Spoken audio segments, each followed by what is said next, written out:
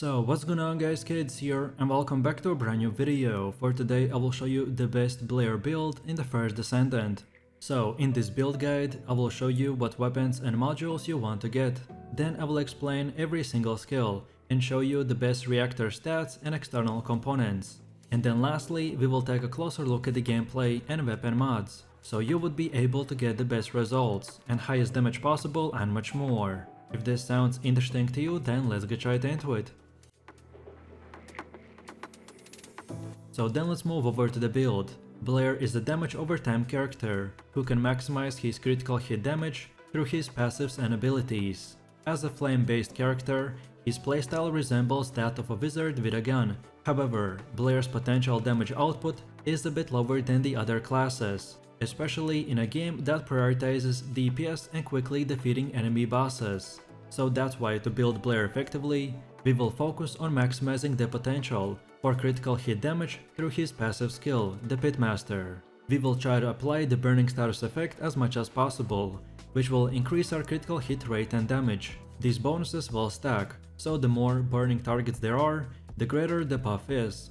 However, with this setup we will lack survivability, so we'll have to be aware of our surroundings, but in return we will do insane amount of damage over time.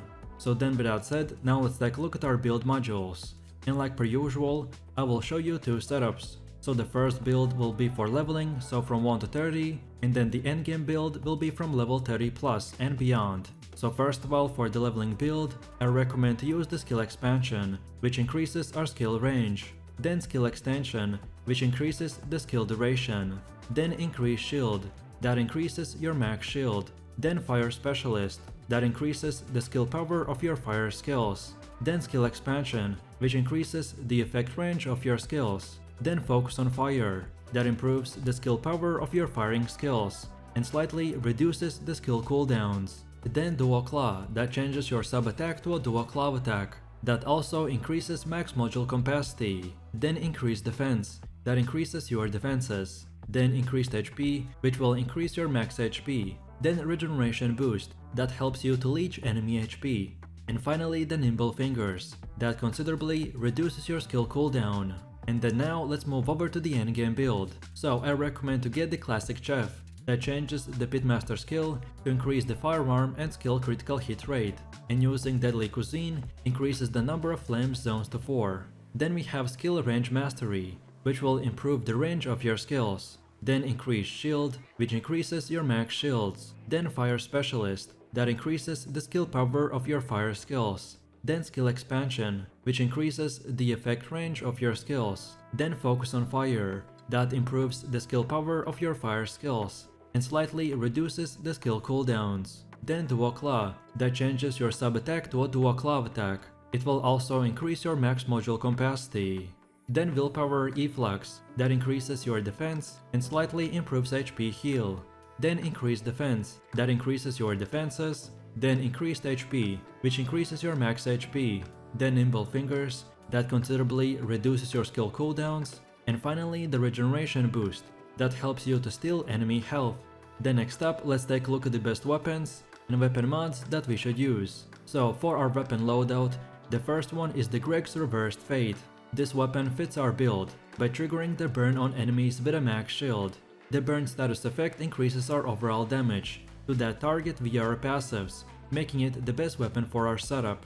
And as most weapon mods are very similar to all the weapons, because everyone just tries to improve the weapon ATK, so I will just list them right now. So on our weapons we want to add the rapid fire, that improves the fire rate but decreases accuracy. Then rifling reinforcement, which significantly increases the firearm ADK. Then action and reaction, that significantly increases the firearm ADK but also increases the recoil. Then concentrate support ammo, which increases our rounds per magazine and improves the critical hit damage. Then marksman, that considerably improves the firearm critical hit rate and slightly improves the firearm ADK. Then fire enhancement, which adds fire ADK equal to a portion of the firearm ADK. Then concentration priority, that greatly increases the critical hit damage but increases reload time as well. And finally the concentrated fire, that slightly improves the weak point damage and increases the critical hit damage. Then for our second weapon, we wanna use the Secret Garden, which is a tactical rifle. That is a good choice because you can trigger resource recovery by using the dimension skills like the Blaze Up, Burn Taste and Deadly Cuisine.